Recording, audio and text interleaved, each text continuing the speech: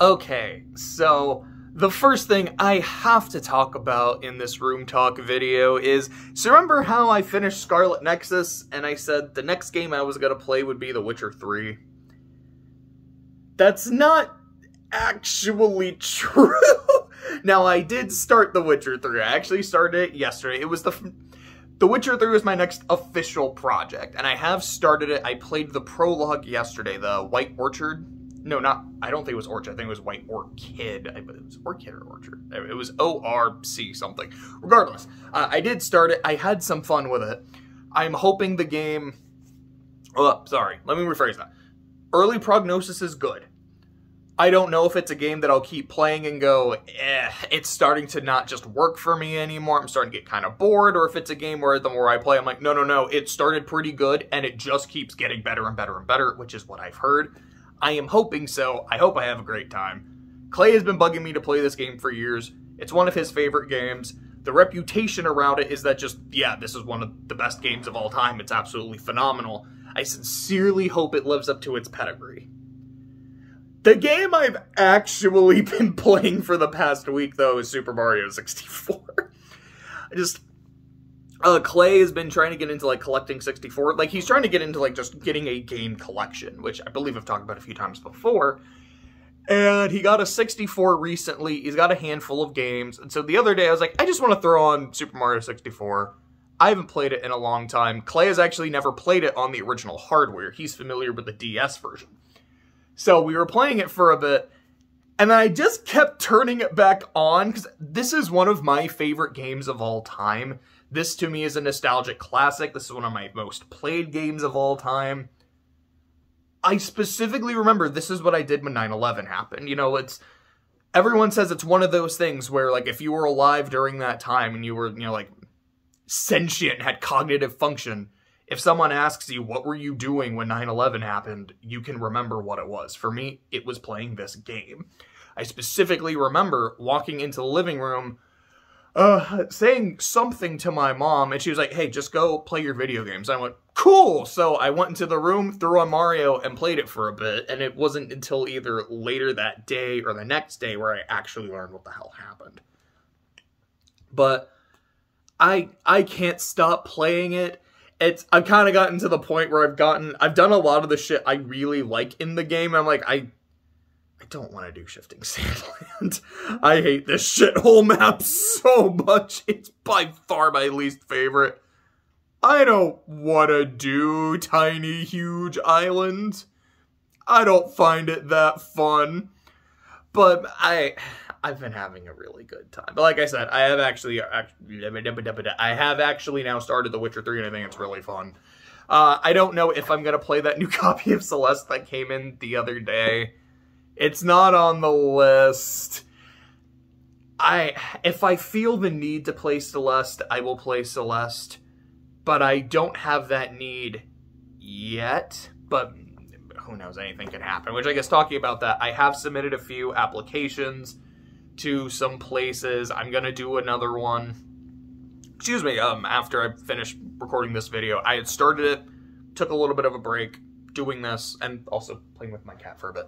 Then I'm going to go submit, or at least start working on another resume. I've been entering some writing contests. I won't be hearing back from them anytime soon, but I'm glad that I'm doing it. I am playing the Mega Millions. It's like 910 million at this point. Like, holy shit. I'd be a fool not to. Now, am I gonna win? You know, as I started saying the sentence, my plan was am I gonna win? No. And then as I was saying it, I almost just went, yes, of course I am. And it's that's why you play. You gotta speak it into existence. Well, that line from the SpongeBob, you gotta believe in yourself. You just gotta believe. Scarlett Johansson mermaid is just spinning around in the air. I was like, yeah, I mean, of course I'm gonna give it a shot. If it doesn't work, it is one of those things. I think I was saying this with the Powerball last week, or maybe it was the week before. It's if I don't win, I don't win. My life doesn't really change. But it's a thing that could change my life, the life of my family, the life of my friends, and the life of my generations to come if I ever have kids and shit. It's yeah, it's an investment in the future. It's an investment in dreams. So, like, I might as well go for it, see what happens. And if nothing happens, nothing happens. But hopefully it do. Speaking of dreams and, like, projects and shit. So I've started working on the sequel to that manuscript I wrote.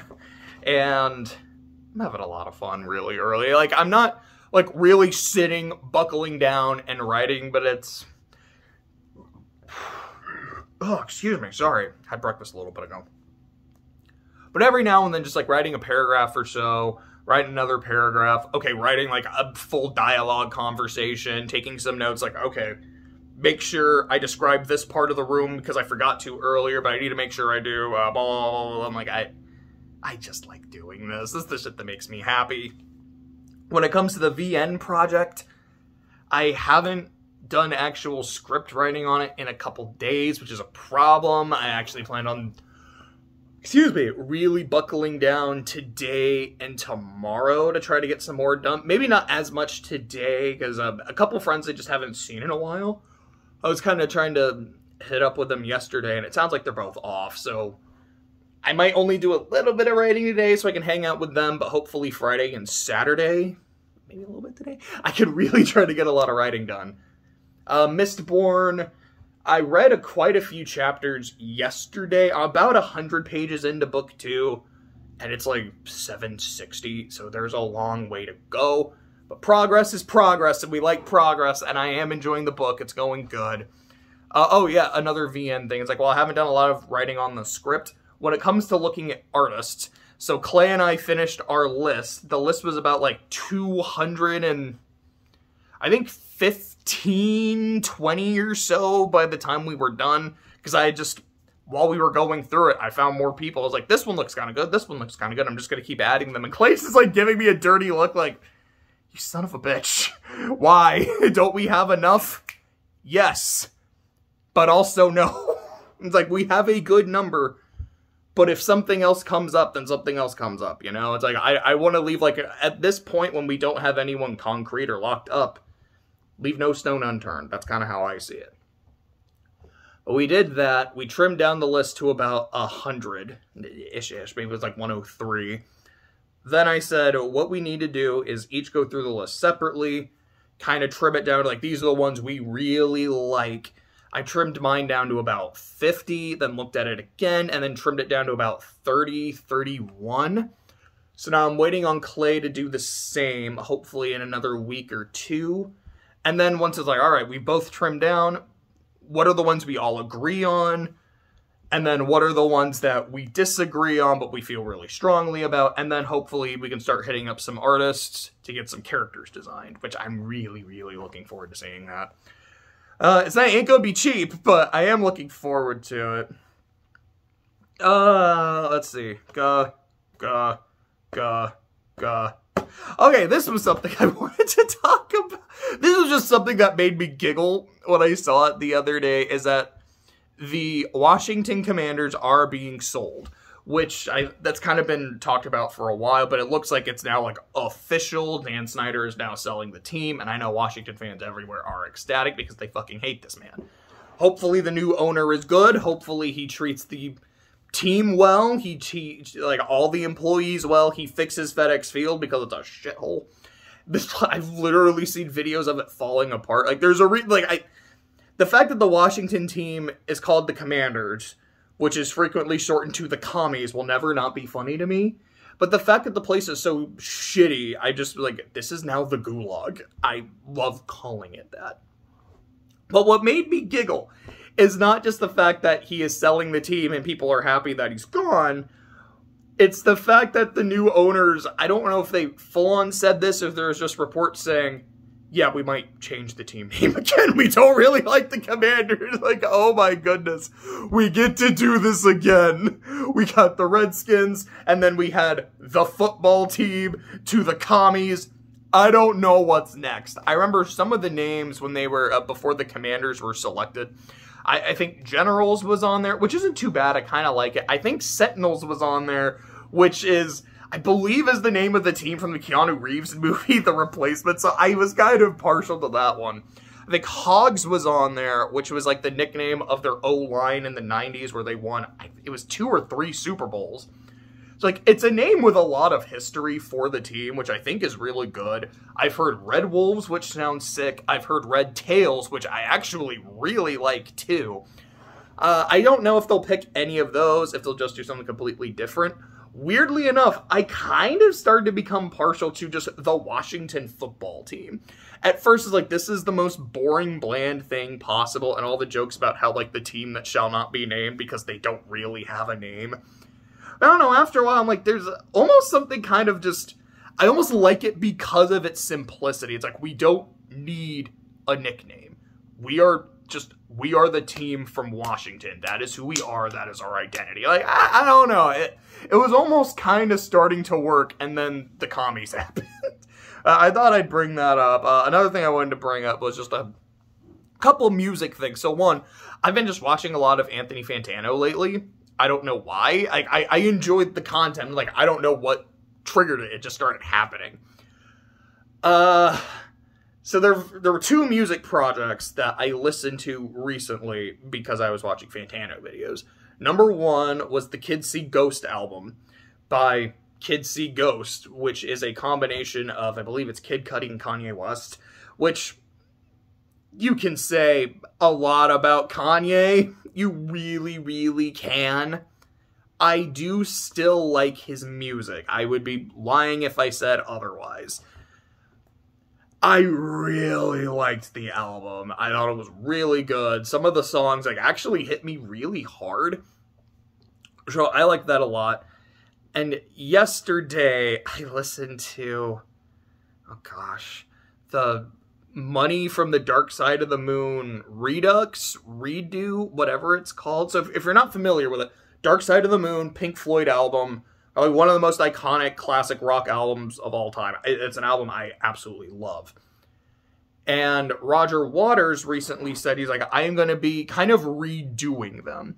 This is not meant to be a replacement for Dark Side of the Moon. It's not like me saying the old one is trash. I can do it better. But I kind of want to reimagine everything. I don't know if the whole album is available, if only certain songs, or if he's only released his version of Money. Excuse me, which is quite arguably, I don't even know if it's really arguably, I think it is just the most famous, well-known song of the album. I don't know if I'd say it's my favorite. It probably is. I'm also very partial to Time and Breathe, personally. But Money's fucking fantastic. This version, though, so, like, it's the, I mean, the instrumentation is more acoustic, which I actually really like. I won't say I prefer, but I dig it. But his voice, like, it's really raspy to the point where, like, he's really going in, like, money, it's a gas. Like, I don't know. Like, I'm not super feeling it, Mr. Krabs. And then instead of the guitar solos, it's this long spoken word about, like, welcome to hell. Oh, sorry. I mean, welcome to business. I mean, sorry. Welcome to, I don't remember. Like, it was just weird. And to me, not like a fun weird, like listening to a Talking Heads song or seeing, like, the music video to Once in a Lifetime weird. It was just a, huh. Okay. With all due respect, why? That's kind of what I was thinking the whole time. Like, I know what I'm going to listen to right after this, but just, why? Why does this exist?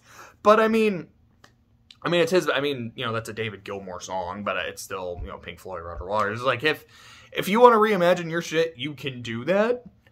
I am just very curious as to know, like, what really was the inspiration behind this particular version.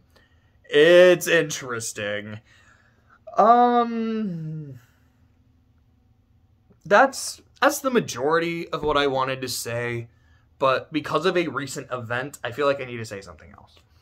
So, an acquaintance of mine a couple days ago committed suicide. he was not someone I was particularly close to. It was more of a friend, but whenever I'd interacted with the guy, I had never had a bad experience. I actually liked him quite a bit. And there's a lot of other just kind of circumstances surrounding it. I certainly don't know enough to say anything about it, so I won't. The only thing I just want to say about it, though, is make sure the people in your life know that they're loved. Like, you never know what's going on in a person's mind, in a person's heart, in a person's soul. If it's someone you care about, make sure they know. Like, give them a hug, give them a compliment. If you appreciate them, let them know that they're appreciated. Because sometimes just those little acts of kindness really do go a long way. I don't really feel like there's anything else to really say. Just, you know, love the people in your life. Make sure they know that. And to quote JJNW'S from Dead Meat, one of my favorite YouTube channels, be good people.